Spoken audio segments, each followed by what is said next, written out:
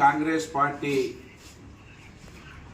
నాయకులను చూస్తూ ఉంటే ఒక మేధావి చెప్పినటువంటి మాట గుర్తొస్తూ ఉన్నది.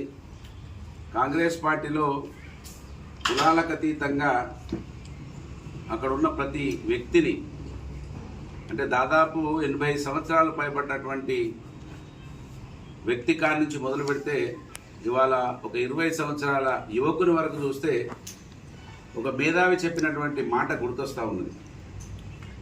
బానిసకు అవమానం అంటే ఏందో, గౌరవం అంటే ఏందో తెలియదట. అవి తెలియక ఈ గౌరవము తర్వాత అవమానం అంటే ఎక్కడ దొరుకుతాయని అడిగినరట. అవి రేషన్ షాప్లో దొరుకుతాయా లేకపోతే అంగట్లో దొరుకుతాయా అని అడిగినరట. ఆ పరిస్థితి తెలంగాణ మంథని నియోజకవర్గంలో స్పష్టంగా కనబడతా ఉన్నది. నిజంగా ఇవాళ కాంగ్రెస్ పార్టీ వాళ్ళ నాయకుల గురించి కూడా మాట్లాడే విషయం రావడం నాకు ఒకవైపు బాధ కలిగిస్తూ ఉన్నది. ఒకవైపు ఏమో ఈ విషయాన్ని కనీసం అవగాహన ఉన్నటువంటి వ్యక్తిగా నాకు అర్థమైందనే విషయాన్ని వాళ్ళన్నా అర్థం చేసుకుంటారని ఈ సందర్భంగా మంత్రి నియోజకవర్గ సమాజానికి, ముఖ్యంగా కాంగ్రెస్ పార్టీ వాళ్ళకి తరతరాలుగా బానిసలుగా జెండాలు మోసి మరి దుద్దిల్ల శ్రీపాదరావుకు అవకాశం వస్తే సంబరాలు, దుద్దిల్ల శ్రీధర్కు అవకాశం వస్తే సంబరాలు, చివరికి దుద్దిల్ల శ్రీనుకు పదవి వస్తే సంబరాలు, ఇక లాస్ట్కు దుద్దిల్ల శ్రీధర్ వాళ్ళ కొడుకు మళ్ళీ ఏదైనా పదవి వస్తే సంబరాలు చేసుకుంటారు. అక్కడ దాకపోతే నిజంగా చేతులలో సెల్ ఫోన్లు పట్టుకొని ఇంత సమాజాన్ని చూస్తున్నటువంటి వ్యక్తిగా వాళ్లకు కనీసమైన అవమానం, బానిస అంటే ఏందో అర్థం చేయడానికి వాళ్ళ Duddilla Srinu PCC general secretary Duddilla శ్రీనుకి ఇచ్చారు. పాపం సంబరాలు చేస్తారు కాంగ్రెస్ పార్టీ వాళ్ళంతా. కాంగ్రెస్ పార్టీ వాళ్ళకి అర్థమైతే లేదు ఈ నియోజకవర్గంలో కనీసం పిసిసి మెంబరు ఒక ఆయనేమో దుద్దిల్ల శ్రీధర్ ఉంటే ఇంకొక ఆయనేమో ఆయన పేరేది మన మాజీ ఎంపీపీ బెల్లంకోట కృష్ణయ్య, ఆయన ఫోటో కూడా పెట్టరు. ఆయన ఎవరో కూడా ఈ సమాజానికి తెలియదు. అంటే వీళ్ళకు పదవులు, వాళ్లకు పదవులు అవసరం ఉన్నప్పుడు వీళ్ళకు పదవులు ఇస్తారు. మీ అధికారంలోకి రాకముందే చెప్పినాము. ఎవరికి? బొట్టు మల్లయ్యకు ప్రభుత్వం రాకముందు 17 సంవత్సరాల తర్వాత ఎన్నికలు సమీపిస్తున్నటువంటి తరుణంలో బొట్టు మల్లయ్యకు ఒక పదవి ఇచ్చారు.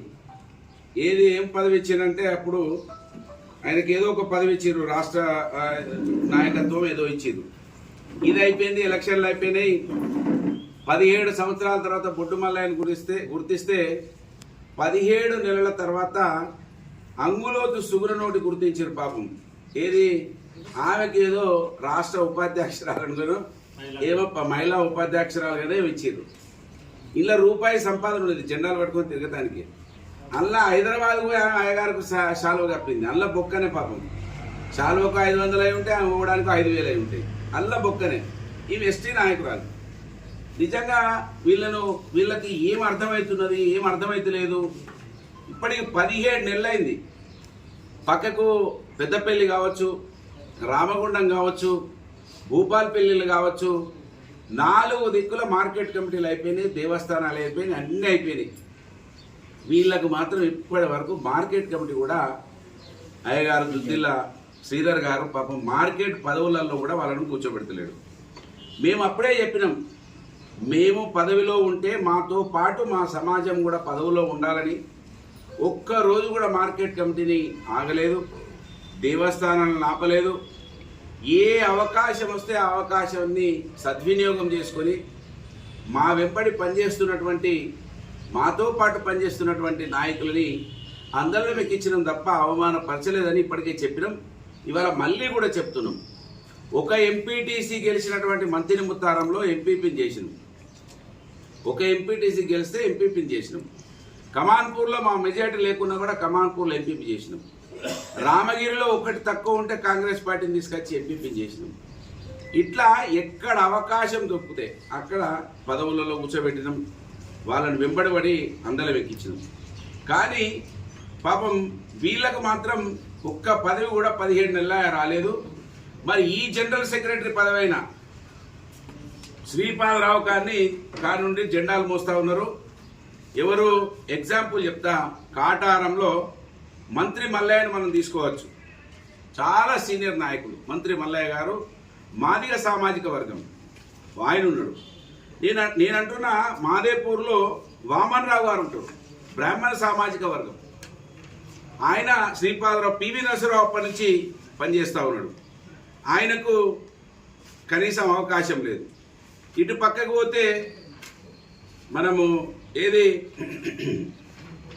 ఇటు పక్కకు పోతే మన రామగిరికి పోతే వన్మ రామచంద్రరావు గారు ఉంటారు.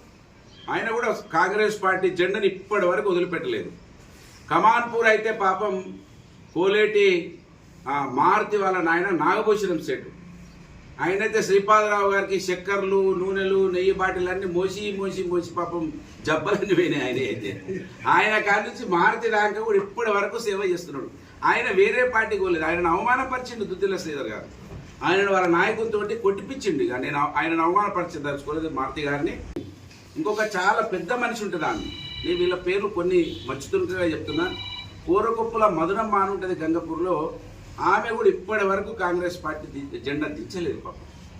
అంటే ఈ విధంగా అనేక మంది నాయకులు మనం చూసినాం, వాళ్ళు సేవలు అందిస్తూ ఉన్నారు. గొల్లపల్లిలో శ్రీలారపు మల్లయ్య అని ఉంటాడు యాదవ్, కుందారపు బాపు గారని రొంపికుంటలో ఉంటారు.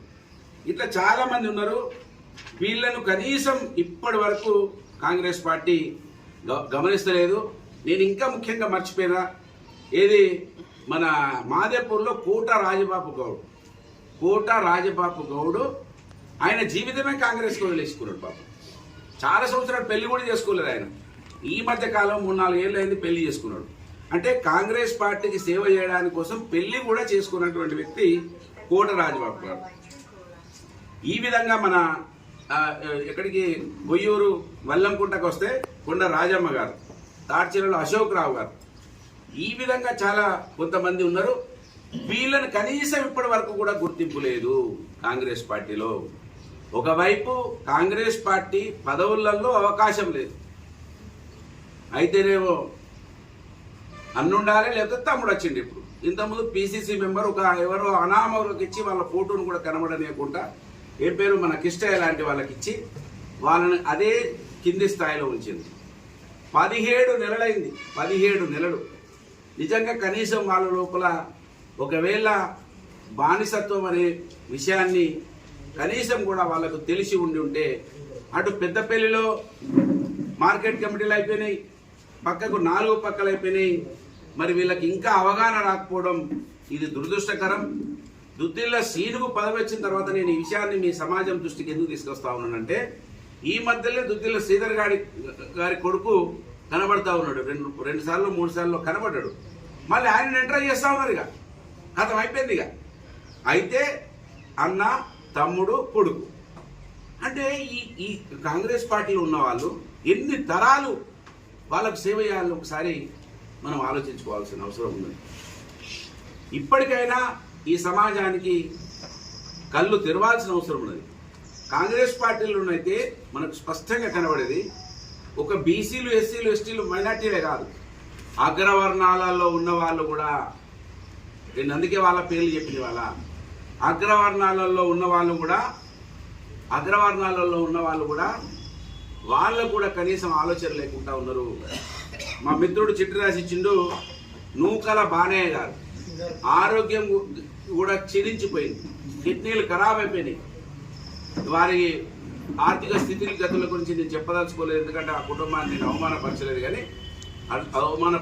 కానీ నూకల బానయ్య గారు అంత ఆరోగ్యం క్షీణించిపోయి ఉన్నా కూడా, ఆర్థికంగా ఇబ్బందులలో ఉండి కూడా కాంగ్రెస్ పార్టీని పల్లెత్తి మాట్లాడలేడు.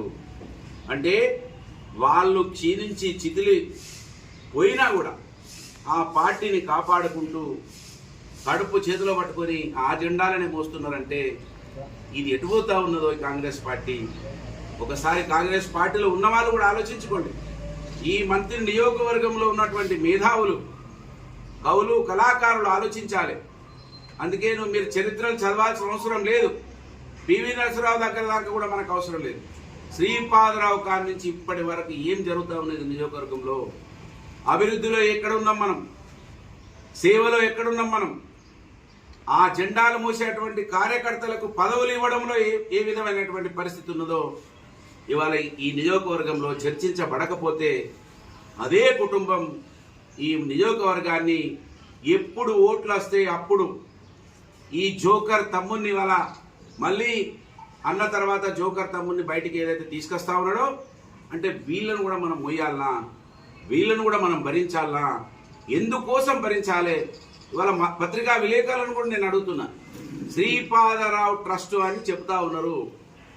ఆ ట్రస్ట్ ఎక్కడ పనిచేస్తున్నది? దాని అకౌంట్ ఎక్కడా? దాని ఆఫీస్ ఎక్కడా? దాని కమిటీ ఎక్కడా? ఆ చైర్మన్ ఎక్కడా అని ఎవరు అడుగుతలేరు.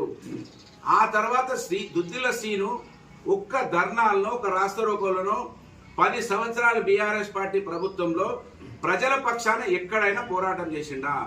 నేను పేర్లు చెప్పినటువంటి వాళ్ళు కొట్లాడినరు వాళ్ళ పార్టీ కోసం, జైళ్లలోకి వెళ్ళినరు, కుటుంబాలను మొత్తంగానే వాళ్ళు వదిలేసుకున్నారు. నేను రాజబాబు గురించి చెప్పిన, కోట రాజబాబు గురించి పెళ్లి కూడా చేసుకోకుండా ఆయన కోట రాజబాబు సేవ చేసిండు.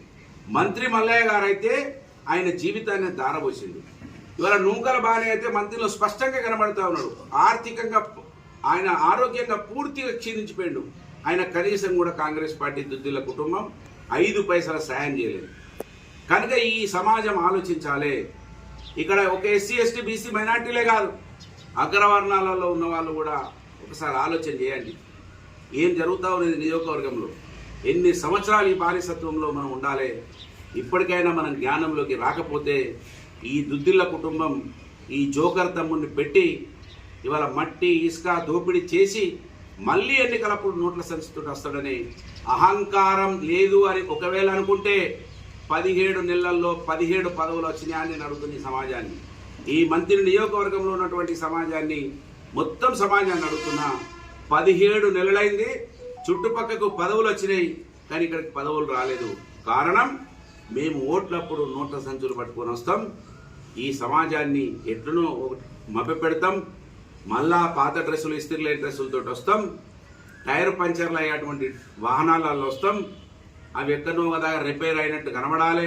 అయ్యో పాపం వాహనం కూడా లేదని ప్రజలు భావించాలి. మళ్ళీ మా నోట్లతోటి మేము ఓట్లు వేయించుకోవాలనే అహంకారం తప్ప వేరే కనబడతలేదనే విషయాన్ని ఈ సందర్భంగా ఈ సమాజానికి గుర్తు చేయాలని ఈ ప్రెస్ కాన్ఫరెన్స్ పెట్టినాం. ఆలోచించండి.